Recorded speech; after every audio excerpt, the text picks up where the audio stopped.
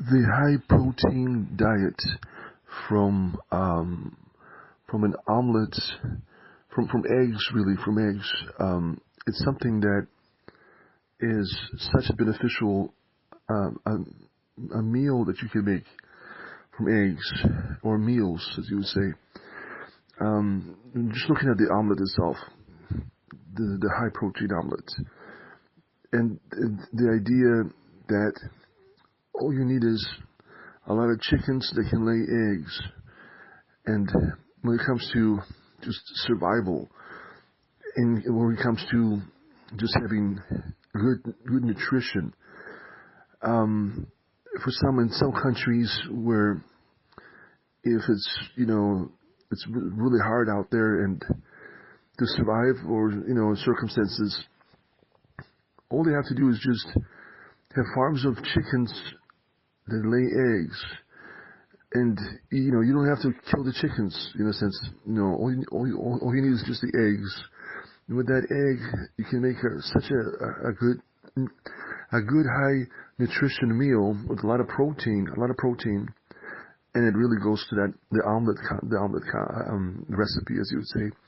So the omelet recipe that I was sharing through a poem before, and I'm kind of referring to it now just to explain it a little bit more.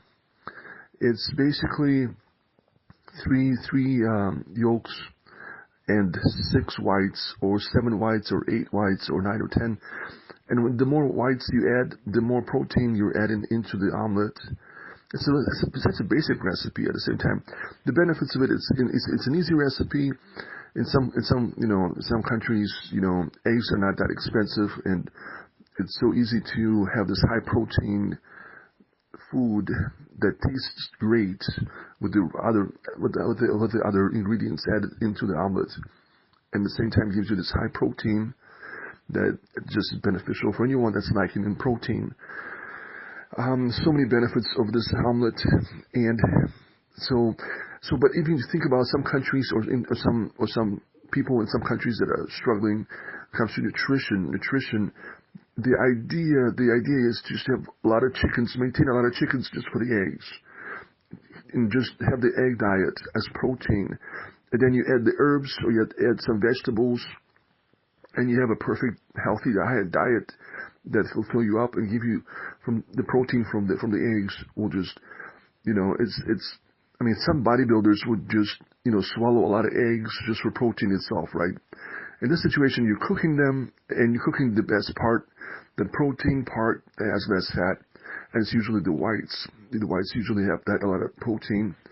So you add according to how much protein you want for the omelet. It could be extreme high protein, or it could be really good, just reasonable protein, just enough. But a good recipe when it comes to the taste, if you have like 3 yolks, or even 2 yolks, and 6 or 7 or 8 whites. So when you add that, you mix that in, and it becomes that omelet texture that you just, then you put on the frying pan, and you can add anything into it as you're cooking. You can add cheese into it if you have cheese, and a dairy product. And it could be, yeah. Some people have just, they only have goats somewhere out there, and they can make goat cheese and add it into it, or if they have just regular cheese, it's even better. In some places, you have to actually have that resource right there, like they have only the goat that they, a she goat that they can milk and create cheese from, right? Or a cow, obviously. So it really depends. In some places, you just go to the store and buy everything you need, obviously. But this is a combination of things. For some people that need it for survival, need protein for survival. As long as they have all these chickens that are laying eggs, and another way of looking at when you want to have as many eggs as possible, another benefit is not to have a rooster. So then every egg that is laid will just remain as an egg, because without the rooster, the eggs will not hatch. I guess the idea would be maybe have a separate farm if for those that want more chickens, so for more chickens to hatch from the eggs, so then they'll have like a little separate chicken farm for that with roosters, so they'll be more chickens growing, as you would say.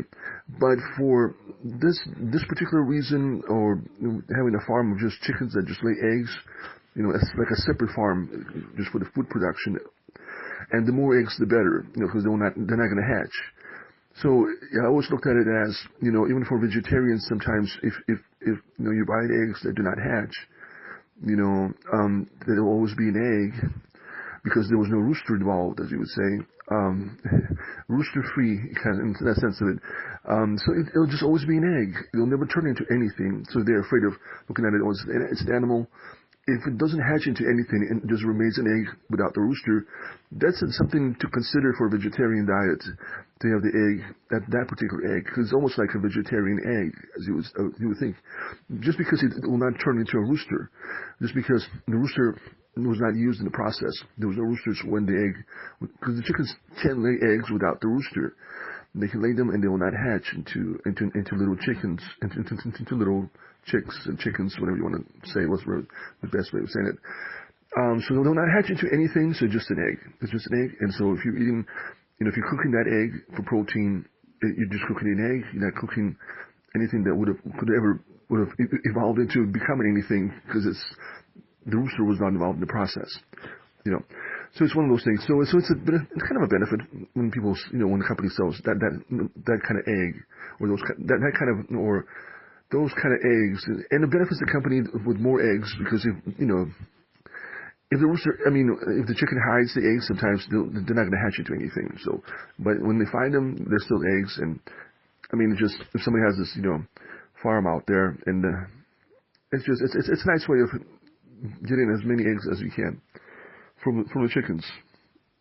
So, anyways, and you don't have to kill the chickens. So it's a matter of just maintaining the chickens and those eggs, and then obviously selling them and using them also at the same time. So I'm going back to the protein omelet. So it's just a matter of, the recipe is basically separating the yolk from the whites for the rest of the eggs, and it's not that hard. It's not that hard at all. And so then combine it together, do a little mix, and you have the texture for the omelet. And it's a high protein omelet because you kept a lot of whites. The more whites are added into the mix, the less of a taste. That taste, the yolk is what really gives it that right taste when it's combined with a lot of whites. If you take away the yolk and just mix whites, it will give you this similar taste to tofu. The tofu food, as you would say, but it's really protein. It's not, tofu is made out of something else, right? But, so if you want something that tastes really similar to tofu, you would just combine just the whites into this texture and then fry it, and it will give you that tofu taste, and it's still protein because it's from the egg. So the egg can really satisfy that protein need for people. And so you have the muscles, you have everything that you need. Protein is really what some people lack sometimes, because it's too expensive, or whatever reason, or just not having the available diet in some places. But with those eggs, everybody's happy. If you live in a country, you can just buy everything in the store, and even then, it's a good option to buy eggs and use the omelet recipe, because it gives you a healthy diet. There's not as much fat, a lot of protein, and if everybody that's trying to build their muscles, are drinking all these eggs, it gives you the idea that it's really a healthy food for that protein that you need for your body. So, and it's not just for the bodybuilders. It's for the bodybuilders, or anyone that needs protein or lacks protein. And it's, and vegetarians can have those kind of eggs, because no animal is being killed, because that egg, especially the egg that the rooster was not involved in, it's never going to hatch to anything. So that's the best way of looking at it. And it's actual, animal protein. And for some countries, it's this ideal way to have that protein that everybody needs. And, all you got to do is just have land and look after the chickens, feed them, and just get those eggs and sell them, and for others to buy them. And they have really good nutrition available. in any country, any country. So it's something, it's an ideal way when it comes to protein, animal protein. You're not killing any chickens, you just, getting those eggs, cooking those eggs, getting that protein from the egg, and the eggs that would never hatch, because they're usually the chickens without the roosters. So it's really a win-win for everybody in the sense of it, and it's just an easy way to prepare a meal, because all you're doing is just open the eggs up, and just separating the yolk from the whites, and adding those whites that you separated into the mix of the 2 yolks or 3 yolks. And obviously, once again, the more whites you add, the less of a taste, the taste is still okay, it's still good, it's still reasonable, but when it comes to having a really good match, a good match would be, let's say, 2 yolks and 8 whites, or 6 whites, or 7 whites. That'll be, when it comes to the taste, you're gonna have this, a real good taste to it. The other taste, if you mix too many whites, it still tastes good. But it might not be as the same when it comes to the flavor itself, right? But it still tastes good. It tastes really good. So if you just mix all that up and then add any kind of vegetables to it, so you have the vegetable side, so you have the protein side, the vegetable side. You add any kind of cheese into it as you're cooking it, and especially if you throw it in just almost at the end, it really melts. It really melts, and it's just the right combination of it. It creates a really good taste when you add cheese. It doesn't matter. You can throw it right away and let it melt, and just or you can just throw it just almost at the end, so you can it creates a different kind of a plate, a dish, as you would say. If you were cooking that cheese together at the same time, at the same moment, you probably will not notice the cheese. I mean, the taste is going to be there, but it's not going to be as noticeable as if you throw it at the end and let it melt over the top of it. But it's really a tasty, tasty omelet with so much protein that's so healthy. And if you think about it, any country could have that omelet. All they have to do is, any country out there in this world, really, is just look after the chickens, get those eggs, separate the whites and the yolks, and everyone has protein, and everybody can have this delicious protein. Cook it as an omelet, and have a delicious meal of protein. Nobody on this earth will ever starve if everybody could just get those omelets all of the time cooked for them, and they always taste wonderful. They have this wonderful taste, great taste to it. And you add any kind of veggies to it. So you have the cheese, you have the salsa, the chunky salsa. You have the chunky salsa to it. Some sour cream on top. It's one of those delicious, delicious meals, and it's just full of protein, and not one person will ever starve on this earth if everybody would be fed this high protein omelet. It's so easy to make, just from eggs. So again, it's just separating the whites and the yolks and adding the whites into the mix of the few yolks that were there. And just like any other recipe, the yolks are thrown out. Or you can have some kind of other meal from the yolks. I hear there's pasta recipes. You can combine, take all this yolk and make pasta out of it. But just thinking about the yolk and high cholesterol that usually is the majority is in the yolk. And it's not the best maybe pasta recipe. It's better just to buy a box of pasta that's not made from the eggs and cook it to avoid all that cholesterol that's in those yolks. But for any recipe that people can come up with and make something out of it, maybe donate that to somebody else, because you don't want to have a high cholesterol diet. If you're using the eggs for the omelet, either you throw away the extra yolk or you cook something else with it and give it to somebody else. So that means that you're not going to combine all this extra cholesterol. But if you're going to eat everything you cook with those eggs, that's a high cholesterol diet, and it's not really good. But some people, they're not cooking the omelets, they're cooking something else, and you make a different dish from all that extra yolk, and you give it away. That's different. They can combine it with whatever they're having, and it's different. But it's just the idea, recipes are recipes. If you're using so many yolks, the rest of it, usually they either throw it away. Some people say, well, we don't want to waste food. Yeah, but if it's a recipe, that's one way. That's how recipes are done. But if you want to cook something else with the extra yolk, obviously you can. It's not really a good idea of having that part of your diet because then you have all this extra cholesterol. But if you're with somebody else and they have it with their different meal, maybe that cholesterol mix will be just right for them. Not too much of it. Basically, the idea is not too much of it. So the healthy side of this egg is just it really solves everything. It solves anyone starving out there in any part of the world, and how easy it is to maintain the chickens. For anyone out there, right? I mean, it could be a village of starving people. Get lots of chickens, look after them, get those eggs, cook those eggs over fire as an omelet, and have protein. And your diet is satisfied. You have enough protein to be okay. And then just add veggies, for the carbohydrates, and you're good to go. And healthy veggies. And that healthy salad I was sharing, that's a delicious salad. It's cucumbers, onions, and tomatoes. And if you just combine it together and let it sit, the juices from the tomatoes, even beautiful it's really tasty dressing, and it's all 100% natural, 100% healthy. Take that juice, that combination of that, and just as a dressing even for anything, or as part of that, it's really part of that salad. I mean, even if you don't add anything else into it, it becomes a really healthy, natural salad. And the onions are really good when it comes to, if somebody has like a sore throat or something, it really helps. I mean, the onions, the garlic really helps with that. It's a recipe for everything that people use sometimes. Garlic really helps with, so yeah, and a little bit of garlic into the mix is nice also.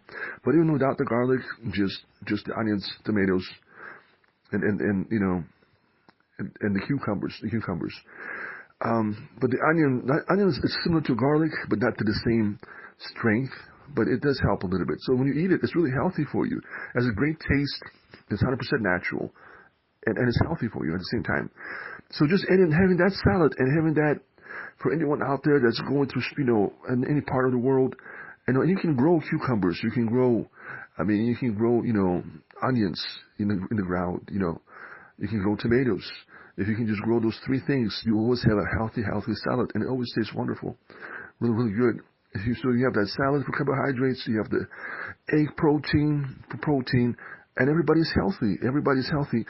And it just, that omelet tastes so good. I mean, you want to just eat all of it and have some more later on if you're hungry, if you're that hungry. No, but it has always a great taste to it. It's like pizza. It's something, one of those, when you add anything to it, the cheese and anything else, any kind of herbs, if you add the salsa and it's a little bit of sour cream, it's just like, it has this uniqueness to it, and it's really healthy when it comes to protein. I mean, it's a really a good way of having that protein that everybody needs, so you can develop, the body develops better, the muscles and everything. And another thing you can do with the egg, the quiche, the basic quiche recipe, as you would say, can be used with those eggs and to create that texture. That's a different recipe by itself. Just the basic quiche concept. It has a similar taste to it. It's really adding the grated cheese, like the Romano or Parmesan or any other grated cheese. Really, any kind of cheese that's grated. You add it into the mix. You add quite a bit of it, and it's really, you have to look and see how much you need as you're mixing it. It creates this similar to quiche texture, just the basic quiche texture, because of the grated cheese. And so, so it could be this omelet with the grated cheese combined into it. It could be turned into this quiche texture that could be like your other meal of the day, and you still have all this protein because you added all these whites. And of course, if somebody wanted to have something that tastes like tofu, just having a lot of whites mixed in, a lot of whites, it's really high protein, another high protein meal right there. So basically, I always looked at it as the 2 yolks and the 8 whites, 7 whites, 6 whites, something like that, mixed in. It's their preference, or more whites for the omelet, and for the quiche if you add the Parmesan, or you add the grated cheese to, and you have to see how much you really need. If you add quite a bit of it, I mean, it would really change the texture to a little bit similarity to the quiche, to a little, just the basic quiche texture, and that's still good. It has a different flavor to it. And you can look at it as a quiche meal, with lots of protein, and so it's one of those things. It's just a matter of adding quite a bit of that Parmesan or that grated cheese into the mix, and that could be done just before you put it on the skillet, and you can add a little bit more to it if you wanted to as you're cooking it, or just before, just the right kind of. It's just, you have to see, and it goes by. Depends how much you want to add into it, and it's really. But the more you add into it, the more it has that quiche taste to it, more than just an omelet taste. So it's really what differentiates that is that grated cheese, that dry grated cheese that's mixed in. And once on top of that, of course, you add the melted, just regular cheese like mozzarella or any other cheese that will melt.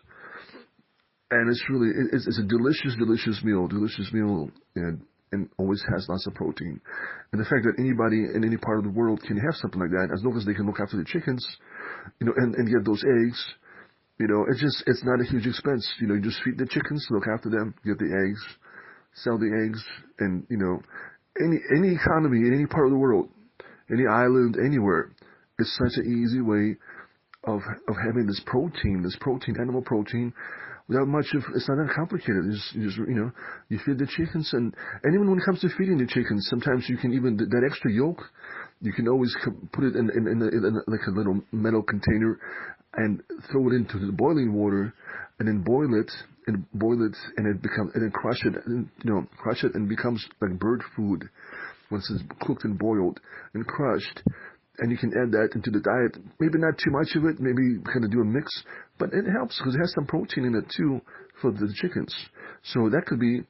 So it's one of the huge benefit is being able to have that food for the chickens in some parts of the world. I mean, that helps. I mean, it's nice to have additional food for that also. It's nice also to have that together. Glory be to God. Yeah, it's one of those things that's so easy for people to make happen in any part of the world. As long as you can look after the chickens. As long as you can look after that. Amen. Hallelujah. Glory be to God. So I'm hoping that this diet can help anybody out there. Anybody in any part of the world. And in some parts of the world, it's just about staying healthy, losing the fat weight, and having the protein instead for the muscle, for the body. It's such a huge benefit for anybody. It could be in one part of the world where there's too much fattening foods. You want something that's healthy and has lots of protein. The other part of the world might not be anything there to survive on. And the idea is, why not have chicken farms? In any part of the world, as long as you look after the chickens and have the eggs, you have your diet. You have your protein-rich diet. And you have a delicious omelet every day and a delicious quiche texture every day for your dinner, for your supper. And just adding that salad, and you have those carbohydrates, and any part of the world, as long as you can plant a few things, like for that salad, and look after the chickens that produce eggs, feed the chickens, but even use some of that yolk for the bird food, so they'll have a little more protein, and that helps too.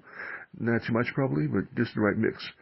And so it's just, you want the chickens to be big and have those big eggs, right? So more protein for everybody. So yeah, it's just a matter of looking after the chickens. Problem solved. Protein is there. Not that hard. Just land and lots of chickens running around and laying eggs everywhere. And that's really an ideal way if you want eggs. Just not have the rooster in that factory, the chicken factory, as you would say, the chicken coop, as you would say. But they have a separate one for just producing more chickens. If you want, have a separate one with the rooster running around, just so you can have more chickens, obviously. But once so they have a separate farm for that. But when it comes to just laying eggs, they have a separate farm just for that. No roosters, just the chickens laying the eggs. And so you have two farms basically. One farm that produces more chickens. That's when you have the roosters with the chickens. But the other farm is just for eggs production. It's just chickens without the rooster. And so those eggs never hatch into anything, and and that's a benefit to have as many eggs as possible. To have a little factory, egg producing factory right there, and it's just a matter of looking after the chickens. So it's not that hard, not that complicated, and doesn't require too much of anything, but just looking after and having the eggs that to sell and to live on, to have that nutrition, healthy nutrition, protein, high protein diet. It's just a perfect solution for any part of the world that's in need of that nutrition.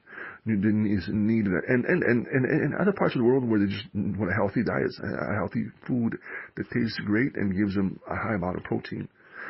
And the watermelons is when it comes to the fruit. In some parts of the world, if they can grow watermelons every season, they should, because of that juice that's so healthy, and the mushi, and you can make that mushi out of it, or what's that? It's not a word for it. But yeah, you can just there's a certain way of getting a lot of juice from it there's a certain way of just extracting a lot of juice from it. Sometimes you can even do it by hand. I'll give that out also as a tip there. And you can just use a fork. Use a fork and by hand just scrape it on the inside, scrape it. And just scraping it, it will produce more juice in it and it'll give you that slushy. So even that by itself, the watermelon can give you a slushy somewhere where it's really hot. If you put the watermelon and cool it down in the AC or something, and then you just create the slushy, it tastes great, as a drink, right? And at the same time, it's really healthy. And so in some parts of the world, even just by hand, by using the fork and scraping it, it will produce more juice on the inside of the watermelon, and it give you that slush, that slushy vegetable fruit, the slushy fruit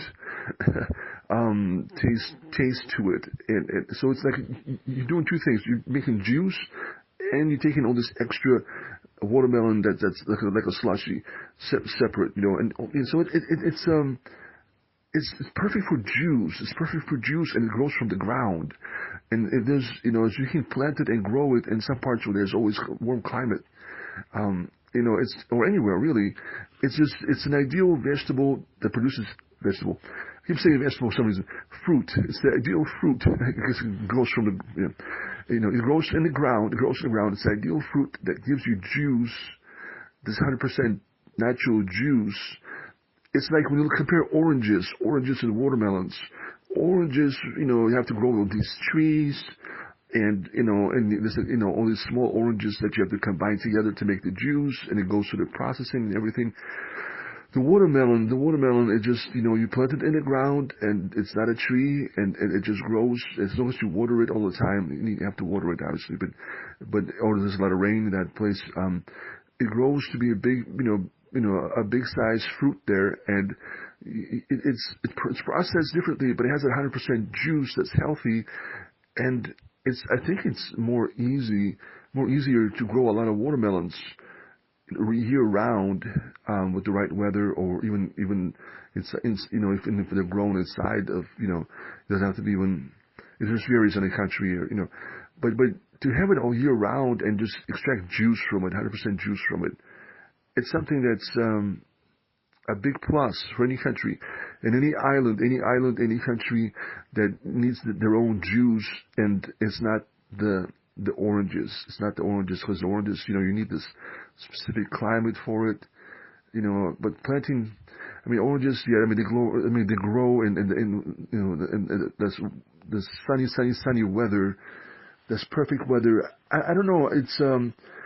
And it's different. I think it's easier to grow watermelons and just extract juice from it and have 100% healthy juice, especially in the parts of the world where they need that nutrition.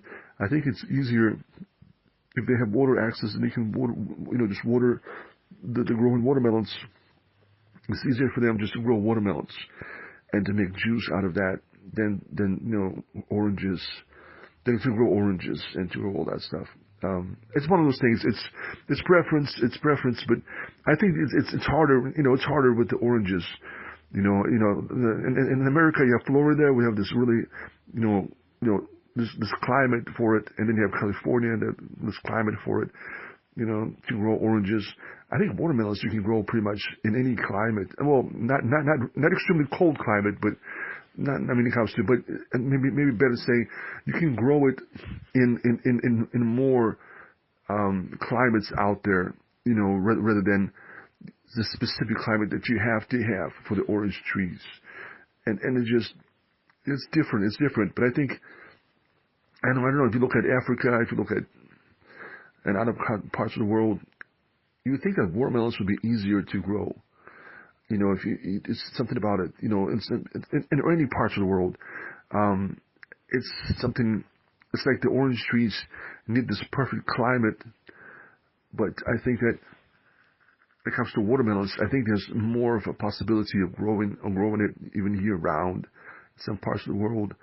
And it's not as hard. It's not as hard as oranges. It's not as hard. There's more, it's like you have there's more possibilities with the watermelon, of growing watermelons. It's just, if you think about it, I'm just looking at it that way. Just to have it year round, have that juice and have that slushy, when you make that slushy, it's 100% natural. It's, and you don't have to make it go through this factory as oranges, right? Because all you got to do is get a fork and open up the watermelon and start scraping on the inside. And as you scrape it, it produces more juice out of all of that's on the inside of the watermelon. And then the rest of it is a slushy. So it's one of those things. It's really tasty, 100% great taste, and it's a nice way of having juice, making juice. I think it's something that's just like coconuts, but even better, and bigger, obviously, right? It's something that can be grown in many places and used for juice, 100% juice, basically, and they're still big too, right? In a sense. So yeah, there's possibility, I think, with the watermelons being grown everywhere where they can be grown, and of course they can be grown on the inside of a building, obviously, in the ground. You just need a lot of soil and just water it, and you can be growing your watermelons. Basically, it's not a tree. They're not a tree like the orange tree or the lemon tree. So it's one of those things. This is possibility. This is possibility with this watermelon juice, 100%. So now you have this high protein diet with the egg, from the egg, and 100% natural. And then you have the salad, 100% natural. And then you have the juice, watermelon juice, 100% natural. So all this is 100% natural food that's really healthy. And it just will benefit people anywhere, any part of the world. And all they have to do is just grow watermelons. They have to water them. Yes, a lot of water is used, But at the end, they're really delicious fruit. So it's a combination of things. So you have protein, you have carbohydrates, and you have this a nice combination of 100% natural foods that are healthy. It's one of those things. You don't have to, like when it comes to juices, they have to go to this factory that squeezes everything out and makes the juice. When it comes to the watermelon, just open it up, use a fork. So, use a fork and just extract as much juice as you can, and you have this 100% natural juice, and the rest of it is a slushy. It's nice. It's a nice way for some parts of the world. In some parts of the world, it's just you have this 100% juice by just growing a fruit in the ground. Because it grows to be a big size. There's potential of having 100% fruit juice. In addition to your regular diet that's healthy. It's a win-win. Glory be to God. Glory be to God. This is Markov saying, God bless everyone.